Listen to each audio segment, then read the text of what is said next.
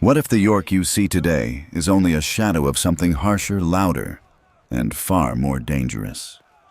In 1400, this northern capital was not a quiet heritage site, but a city breathing smoke power and fear. Beneath its stone towers, rival forces of crown and church pulled the streets in different directions. Wealth flowed through narrow alleys, yet so did disease and unrest. This was a place where every wall held secrets, and every step risked crossing an invisible line of authority. Step into York as it stood at the dawn of the 15th century, and the first thing you notice is not beauty, but density. Timber-framed houses lean inward, their upper floors nearly touching trappings, sound, smell, and heat within the narrow lanes. Smoke curls endlessly into a pale northern sky rising from hearths that never fully cool. The city is enclosed, defined by formidable stone walls that both protect and imprison. Gates regulate movement, and beyond them stretches a countryside tied tightly to York's markets. Within every inch of space is contested. At the heart stands York Minster, not just a religious monument, but a declaration of dominance. Its towering Gothic structure casts long shadows across the city, reminding every resident that spiritual authority here is as real as any king's command. Nearby, the streets of the Shambles twist into tight corridors of commerce. Butchers, traders, and craftsmen operate shoulder to shoulder, their livelihoods dependent on constant exchange. Goods arrive through regional trade networks linking York to wool markets, ports, and distant European buyers. This is not a static medieval town, it is a living system. Every building, every alley, every marketplace exists within a delicate balance of survival, profit, and control. And beneath that balance, tension quietly builds. In 1400, York does not belong entirely to the king, and it does not belong entirely to God. It exists in a fragile space between the authority of the House of Lancaster and the immense influence of the church. The crown governs through appointed officials, enforcing taxes, law, and loyalty in a region often resistant to southern control. York, as the capital of the north, becomes a strategic stronghold. Political decisions made here ripple outward across northern England, shaping alliances and suppressing dissent. Yet just as powerful is the presence of St. Mary's Abbey, one of the wealthiest religious institutions in the country. Its land's rents and influence rival those of noble families. Monks do not merely pray, they manage vast economic networks, control resources, and shape moral authority. This dual power structure creates constant tension. A merchant may answer to royal law in the marketplace, but bow to ecclesiastical authority in matters of conscience. Disputes over land taxation and influence simmer beneath the surface, occasionally erupting into open conflict. Even the looming presence of Clifford's Tower serves as a reminder of enforcement. An unmistakable symbol of royal power ready to act if balance fails. In York, power is never singular. It is negotiated daily, contested quietly, and enforced when necessary. And in that unstable balance, the future of the city hangs in constant uncertainty. Beneath the leaning timber houses and crowded lanes, York's true strength lies not in its walls, but in its economy. This is a city powered by movement, goods, coin, and ambition flowing constantly through its arteries. Wool dominates everything. Raw fleece arrives from the surrounding countryside, feeding a network of spinners, dyers, and merchants who transform it into one of England's most valuable exports. York's position allows it to act as a northern hub, linking inland producers to coastal ports and onward to continental markets. Guilds control this system with precision. Each trade, whether butchers, weavers, or goldsmiths, operates under strict regulation, ensuring quality pricing and hierarchy. Advancement is slow, controlled, and often inherited. A young apprentice may spend years earning the right to become a master, while outsiders struggle to break into established circles. Markets pulse with life near streets like the Shambles, where goods are not just sold, they are negotiated, inspected, and contested.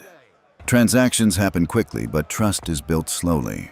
Reputation can determine survival, yet wealth is uneven. Grand stone buildings and merchant halls rise beside cramped dwellings where laborers survive day to day. Prosperity exists, but it is fragile, always threatened by poor harvests, disrupted trade routes, or political instability. In York, money does not rest. It circulates constantly, shaping power, defining status, and quietly determining who thrives and who disappears. To walk through York in 1400 is to step into a world of constant proximity. Life unfolds not behind closed doors, but in full view, compressed into narrow streets where sound, smell, and movement never truly fade. Homes are crowded, often shared by extended families or workers tied to a single trade. Upper floors jut outward, blocking sunlight and trapping heat below. Waste flows through open gutters, mixing with rain and refuse, creating an environment both familiar and hazardous. Daily life begins early.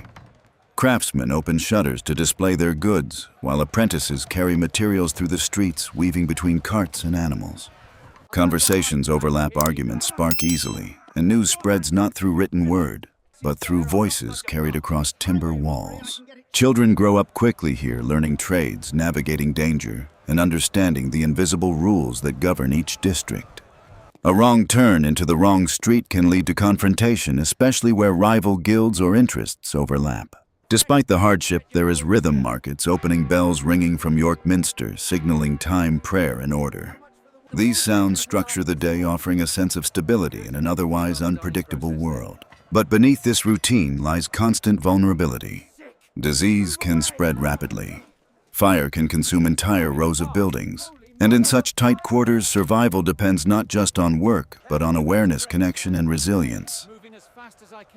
As daylight fades, York transforms, but it does not grow quiet. Instead, the city shifts into a different rhythm where devotion, distraction, and danger exist side by side. Faith remains central. Bells from York Minster echo across the rooftops, calling residents to prayer and reinforcing a structure that governs both time and morality. Religious festivals bring color and unity with processions, performances, and communal gatherings that momentarily soften the weight of daily survival. Yet entertainment is never far from risk. Taverns fill with merchants, laborers, and travelers exchanging stories, negotiating deals, or simply escaping the pressure of the streets. Music, laughter, and heated arguments blend together, creating an atmosphere that can shift from celebration to conflict in moments. Crime thrives in these conditions. Narrow alleys and crowded spaces provide cover for theft, deception, and quiet violence. Disputes between guilds, merchants, or individuals often escalate quickly, especially when pride and profit collide. Religious institutions, such as St. Mary's Abbey, attempt to impose moral order, but even their influence has limits. Sin, after all, is not confined by walls or doctrine. In York, faith offers guidance, but it does not erase human nature.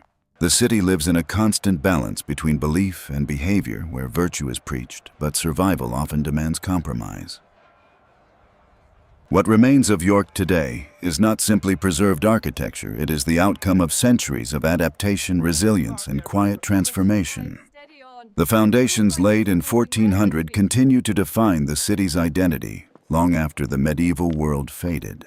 The narrow streets, the market patterns, and the dominance of landmarks like Clifford's Tower are not accidents of survival. They are deliberate structures that endured political upheaval, economic shifts, and the gradual modernization of England. York's role as a northern capital influenced trade routes, governance, and regional power for generations. Even as the influence of the House of Lancaster waned and new dynasties emerged, the systems built during this era continued to shape how the city functioned. There is a quiet irony here. What was once a place of tension between crown and church, wealth and poverty, order and chaos, has become a symbol of heritage and continuity. The struggles that defined daily life have faded, but their imprint remains in every stone and street. To understand York is to look beyond its preserved beauty and recognize the complexity that built it. This is not just a city that survived history, it is a city that carries it layer by layer into the present.